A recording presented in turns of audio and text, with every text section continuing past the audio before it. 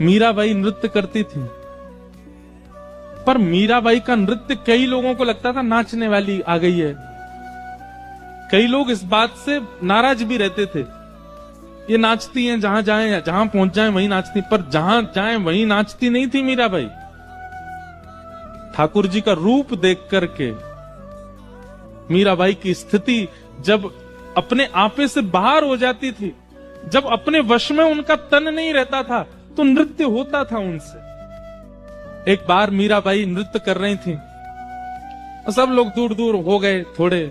कुछ लोगों को तो प्रेम समझ में आता था मीराबाई का, पर कुछ लोगों को नहीं आता था, दूर दूर हो गए। ये देखो जहां चाहती मैं नाचने लग जाती, ऐसा बोलने लगे लोग।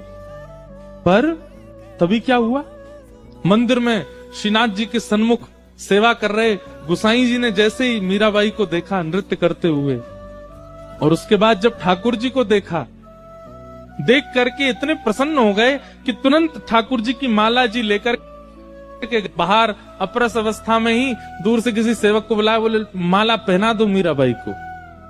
ठाकुर जी की गले की माला उतार के पहना दी मीराबाई को। अब ये दृश्य देख करके वहां खड़े लोग सब सोचने लगे, इतने बड़े बड़े महर्षि आते हैं, इतने बड़े बड़े जापक आते हैं, इतने बड़े बड़े भक्त आते हैं, उनको तो माला पहनाते नहीं।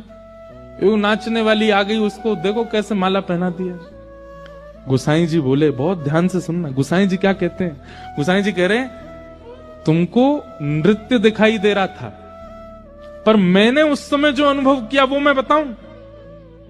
बोले मीरा जब नृत्य कर रही थी ना ठाकुर जी के आगे, उस समय मैंने मीरा को देखा, और मीरा को देखने के बाद जब मैंने ठाकुर जी को देखा तो प्रसन्न मुद्रा में ठाकुर जी के दांत दिखाई दे रहे थे, इतने प्रसन्न हो रहे थे। ठाकुर जी के गाल ऐसे गोल गोल हो गए थे, नेत्र जो सदा नीचे रहते हैं वो ऊपर की ओर मीरा को देखने लगे थे।